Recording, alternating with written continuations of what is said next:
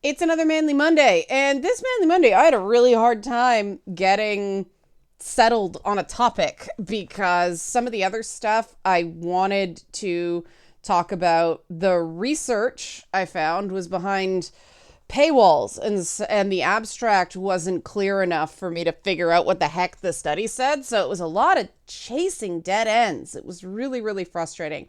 But I figured a topic that kind of encapsulated a bunch of stuff that I was kind of circling around. And as the title of the video says, it's about why does whatever you want to say, culture, society, whatever, normalize and center terrible men, like terrible in a bunch of different ways. If you like this content, help support this channel. Become a monthly patron, patreon.com/Leanna K, or buy a one-time Leanna Care session for someone who can use it but can't afford it, coffee.com/Leanna K. It's the beginning of the month, so once again, I'm reminding everybody that there are people who have financial issues, and so their Leanna Care sessions are subsidized. That's what the coffee link is for.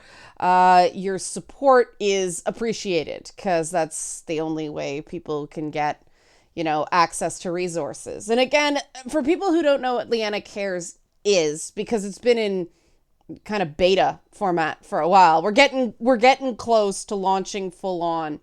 But it's personal coaching. But it's also, if somebody is having trouble finding a resource, I look it up. I contact people. I know people who know people. And so we just sort of unstuck things there. And every week I talk to really good people who are going through a hard time. And, the average person, in my experience, and I interact with more people than average. The average person is not a monster. The average person, if anything, is kind of cowardly and has trouble standing up for themselves, but they're not an actively bad person. They're neutral at best. But everything about everything centers and normalizes terrible people, right?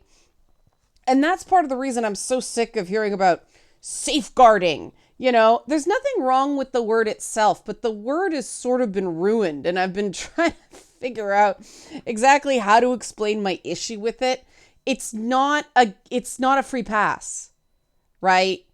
I've seen some people use it. It's like, all right, there's no dog whistle on that use of the word safeguarding. But then the way other people use it, it's just the assumption that there's some nefarious bad man behind every corner and every bush and every dark alley. And am I saying it doesn't happen? No, but of course it happens. I've experienced shit myself. But if it was every person behaving that way, we wouldn't have a society, right? And I do think part of the reason that so many of these problems are just so stubborn is because we do, in a way, in many ways, go horrible assholes. That's the normal state. Everybody else, you're wrong, bad, or weird, right? You're just not being honest with yourself. If you're honest, you're a horrible monster. And the show that really, and it's not the show, it was the way the showrunners talked about the show. And I realized that this is, I think, my disconnect with some of the things people say as their reasons for media's against them. The show Breaking Bad. I don't know if you guys remember when Breaking Bad was on the air, but they hyped that show up as it's the story of Walter White becoming a badass. And I just thought that was first of all, wrong. No, if you actually watch the show, that's not what it's about. It's about, an essay on Walter White was always a terrible person. He just needed an excuse. Um, the last few episodes showed that he actually said, at the end, he didn't do it for his family. He did it for himself. And I thought that was the right read because, most people, they find out they have cancer. They don't become a meth lord, right? It's just not. And what I didn't like about what Vince Gilligan and company did regarding the marketing for this show is that's a totally viable story to tell, but don't glorify it, right? Walter White is not a badass. He's not. A badass doesn't, in the immortal words of Jesse Pinkman, sell poison to people who don't care, right? Badasses don't make highly potent drugs that ruin people's lives. Okay, that's not my definition of badass. But that is Hollywood's definition of badass. And I was reminded of this. I'm not going to say too much about this show because Song and I are going to talk about it on Two Women Talking once I finish the series. But I finally started watching House of the Dragon. And it's a very well-made show. It's way better than Rings of Power. Way better than Andor. Really well made. Costumes are top-notch. The action sequences are phenomenal. The acting is brilliant. But it's a show about, in Game of Thrones tradition, horrible people, especially men. And I'll leave it there because I'll talk more about my reactions to the show when Song and I talk about it on Two Women Talking. But again, that the whole Game of Thrones world tries to get a pass by saying, oh, that's just history. No, history was not that that unequivocally bleak. Not every good ruler was weak. Not every asshole was powerful. It was much more nuanced, and a lot of the horrible parts of history were played up as propaganda campaigns or sensationalized precisely because they weren't normal. And, most people, even lords of a realm, essentially wanted to keep their people happy because there were a lot more of them than there were than the lord and their, the family and the guards. And a peasant uprising could be very expensive, if not catastrophic, right? And so all of this stuff is permission structures. All of this stuff is passes.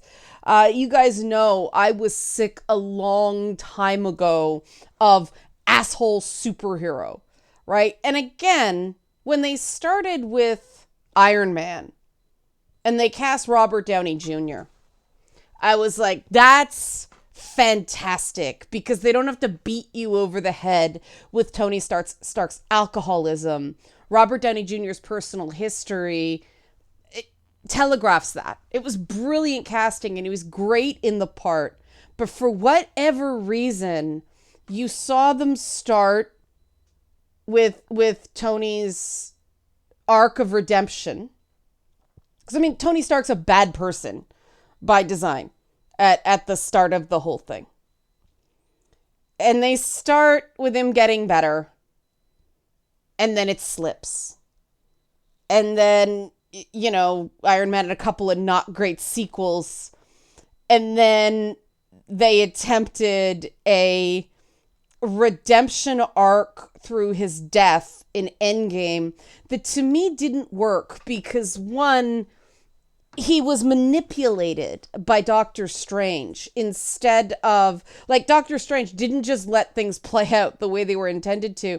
And he didn't go, okay, Tony, here's the bad news, right? He mind fucked him. He, played to his ego and pushed him to basically commit seppuku. And again, completely in character. But the Marvel comic stories I like aren't allegedly good guys win because one narcissist mind fucks another narcissist into, blowing himself up as well as all the bad guys. That's not heroism. And comics in, with the spec market, because they wanted those, wowza covers and collectible cards and everything like that, really, really overdid the anti-heroes. And I love a good anti-hero story. My absolute favorite Netflix Marvel show was probably The Punisher. But what I liked about The Punisher is you do see him struggle, at least with, John Bernthal's depiction of Frank Castle. It's not, oh, he's a badass. This is all he knows how to do. And he's hurting and he's wounded and he's angry, and this isn't what you should do. This is what one guy did because he knows how to do it and no one else is doing anything. And I thought that show really, really, found the line well. But do I want a menu of Punishers in entertainment? No, I'd like, one Punisher to every 4 truly good people. But then you get the Blue Boy Scout phenomenon. The idea that traditional heroes, people who are good people, right? Not anti-heroes who have, who are the main character in a story, but have, characteristics that aren't heroic. Those are interesting. The anti-heroes are interesting. Heroes, straight up heroes, they're boring. Like, when the hell did that happen? When did that happen? I mean, we know now that there was internal resistance to making another Superman movie, with Walter Hamada at the top. And I do think it's a testament to Henry Cavill that everybody's so happy to see him back. And I love that he came out of the gate saying, I'm really looking forward to making a joyous Superman movie. Because we haven't had a truly joyous Superman movie since the Chris Reeve films. We have this phenomenon of casting really good actors as Superman and then being saddled with these creepy as fuck scripts, right? Brendan Routh was a really good Superman. He was great Clark Kent. But he was saddled with that creepy Bryan Singer script where he was a peeping Tom absentee father. Like, what? That's not Superman. That's not Superman, right? Superman is good, right? Superman is truth and justice. Superman isn't absentee dad and peeping Tom. What the fuck was it? Oh, interesting. Relatable, right? I think a lot of these things are really the tail wagging the dog. That it's a cycle now of really insecure Hollywood types like Joss Whedon, like Bryan Singer, like Brett Ratner. You notice how many people got into these superhero things that are horrible human beings. A horrible human being cannot write a story of virtue. And Age of Ultron was on TV the other night. I turned it on and it's, Captain America, yay. And then it was Age of Ultron. I'm like, that movie was worse than I remembered. And that's saying a lot. I'm not saying it was overall completely unenjoyable, but the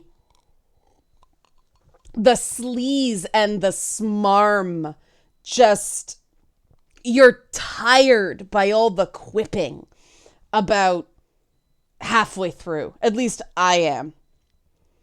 And you cannot, a bad person cannot tell a story about good people. They don't understand goodness. A good person can tell stories featuring bad people because they have experiences with bad people. A good person can understand evil because they actively resist it, right? A bad person doesn't understand goodness because they give in to the bad. And the problem with Hollywood is the way the system works. And I shouldn't just say Hollywood, because media, journalism is like this too. I got out because I just couldn't handle the compromises anymore. I stuck with it, but then, Gamergate happened and so-called defenders of women in the games press just all threw me to the wolves. And the thing is, I wasn't surprised. You spend so much time just tolerating bad people. I even had to do it over the weekend. I got lucky that a particular thing didn't happen, but there was this thing helping out a friend, and it meant dealing with somebody I actually think is a bad person, like did not care if I lived or died, bad person. And I was sucking it up for the good person. And I'm sitting here thinking, why am I doing this? Why am I doing this? I'm treating this as something I have to do instead of something I could say no to. And that's when I decided, okay, I want to talk about this because I think we all do that. Because that's normalizing bad people at the expense of good people. When nobody says no assholes policy, the assholes run free, right? When people start going, no assholes, and they're willing to let a bit of money go and let a few opportunities that aren't really opportunities pass, that's different. That's different. Then the assholes don't get as powerful. And there are so many times in the original Game of Thrones and House and the Dragon, I'm like, if two people just had a frank conversation with each other before something bad happened, instead of all this whisper campaign intrigue, and why does no one on this show recognize that there are secret passages and hidey holes everywhere? There's no such thing as a private conversation. Will you morons never learn? And I guess some people think that the, mustache twirling, wah ha ha ha ha, over the top element of that is fun. My friends who live more simple lives than me love that shit because to them it's not real. To me, it's like, this is too much like real life. I've had too many instances where people were talking shit about me in a place where people could hear them, and then it got out and it's just, whoa, what did you want me to do? Excuses, normalizing bad behavior, normalizing bad people, right? And I do think it's both. I do think it's normalizing bad people, but also normalizing bad behavior. Like, Herschel Walker should not be close to being elected in any Senate race, period. It's not because he's a Republican. It's because he's just a liar. And he's got a history of violence, and he had allegedly a very serious mental health condition until it was inconvenient for him to have that, and now all of a sudden it's gone. Qu'est-ce que fucking what? That guy should not be close. A guy like Mehmet Oz, again, and that one's more complicated, right? Because of Fetterman's stroke. But Mehmet Oz is a professional snake oil salesman, right? He's a walking authority fallacy. I think Gwyneth Paltrow's Goop products have more peer review on them, and that's a huge joke because the stuff she does has no peer-reviewed studies on it whatsoever, right? The people who keep getting elected in politics are a sign of how much we've normalized bad behavior. And what happens is it's negative campaigning, right?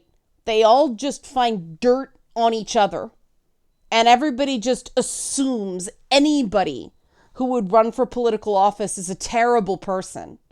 And I think that's why they threw Al Franken out to dry so quickly, because I think he was actually a good man who wanted to make a difference, who told some dumb jokes and took some stupid pictures at a time where a lot of people took pictures like that before he was in office, but because, nobody wants to believe that people can be good. Oh, he did something bad. He's worse because he pretended to be good. It's like, what? What? You're actually treating somebody as worse because they made the attempt to not be a shitty human being and was fallible in a few places, as opposed to somebody who is just horrible and rolls around in their horrible and they openly lie and they're accountable for nothing. This is where we're at, right? And people believe that. People believe that the cruel person is more honest than the good person, no matter how many times they lie, right? Some people are just good. And the problem is the world doesn't reward it because everybody is trained to the bad. The other problem we have is good people are not perfect people, which requires nuance, right? Someone, no matter how good someone is, they're gonna have flaws. And when everyone is trained to the negative, it becomes, oh, you're not better than me. Oh, you have problems too. Well, yeah, but this person's stack of bad qualities is like this. The other person's stack of bad qualities is like that. And people find the person with more obvious flaws more honest or more authentic, even when lying is one of their flaws. Because we center bad behavior. Because we center terrible people. And we don't have to. We don't have to.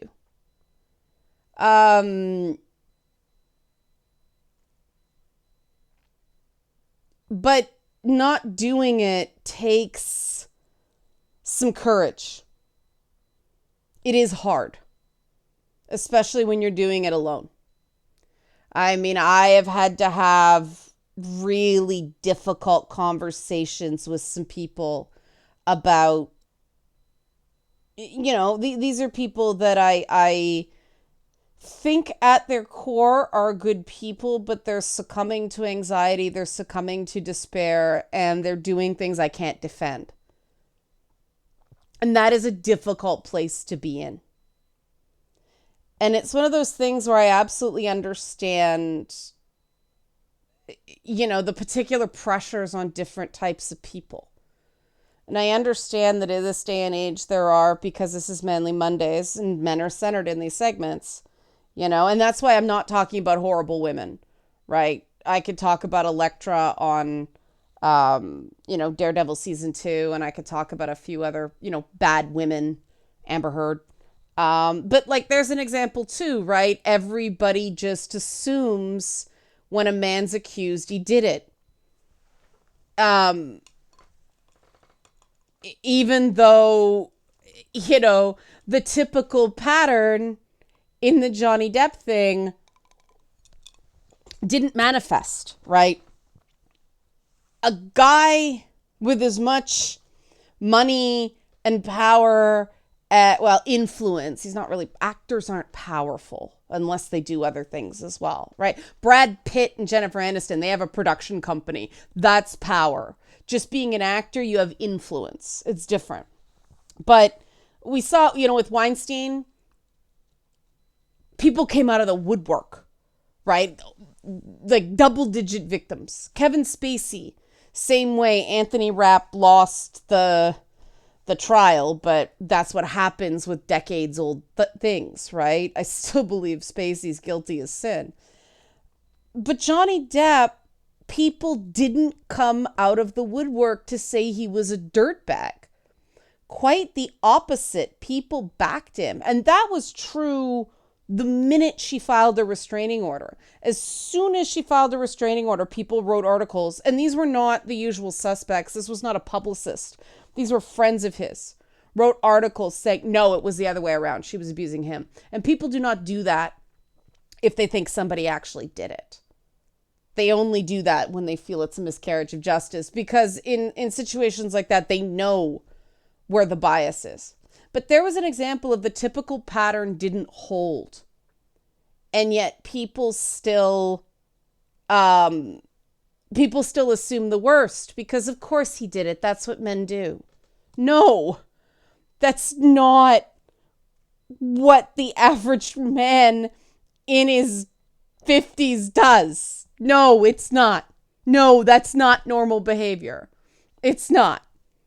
If it was normal behavior, the statistic wouldn't be, 1 in 3, 1 in 4 women suffering, intimate partner violence. It would be 3 in 4 women or 2 in 4 women. It would be more than half, right? That's not normal behavior. And, we're seeing the numbers of, I remember like a few years ago, the number was 1 in 8 men were victims of abuse of some kind in an intimate relationship, and it crept up to 1 in 6. And now I'm seeing it waffle between 1 in 6 and 1 in 4, which is still not as high as women, but the number's creeping up, right, as more people talk about it. And is it a different type of abuse? Sure. But abuse is abuse. And here's my issue with normalizing shitty behavior. It lets the truly bad people get away with the shitty behavior. It covers for the shitty behavior. Because you see, I've been reading stuff about the US election stuff. Obviously, I talked about it. And people are like, well, they both have things that happened. Raphael Warnock and his ex-wife sniping at each other that is not equivalent to what Herschel Walker's done. It just isn't. And the fact that people are treating two people who don't like each other and can be juvenile about it with a history of violence and, Schrodinger's dissociative identity disorder, these two things are not comparable, but when you normalize bad behavior, they are. Because people just go, oh, well, this is just what we know about. There's probably something else. I think it doesn't help that both men are black in that case. But this is what happens if we just assume shitty behavior is normal. The minute somebody does one bad thing, it's seen as the same as somebody who's done a lot of terrible things. And it's just not. Everybody at some point in their life does something abusive. Everybody has bad moments. But that does not make them an abuser. The profile of an abuser that most people understand is a pattern of behavior, right? Not one bad day where somebody just lost it. And then we get into the romanticism of the one bad day theory, that's when it all falls apart. And people say that was the Joaquin Phoenix Joker movie, but it wasn't one bad day. It was a series of bad days leading up to that. Like everything that could go wrong did go wrong with that guy. It wasn't just one bad day.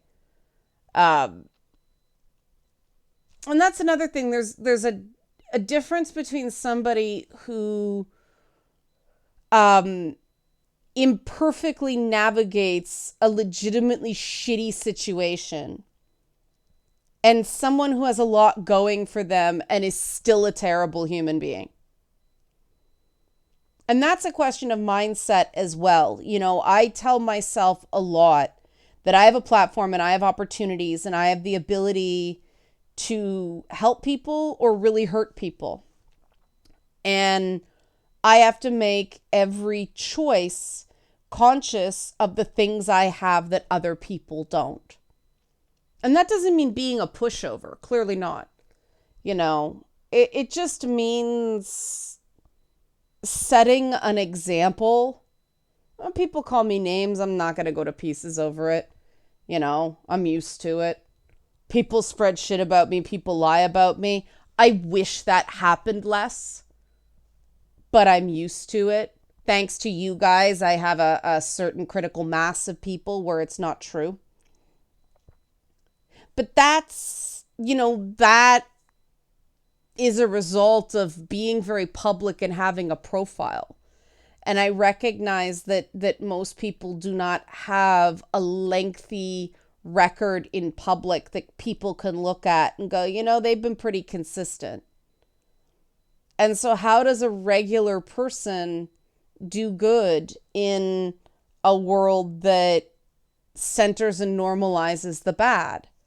And I do like that we get the Tom Holland Spider-Man and the Steve Rogers Captain America and the Sam Wilson Captain America and I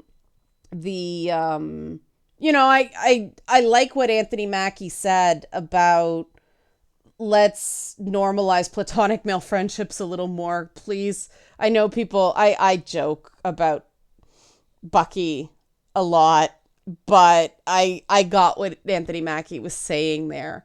And he's right.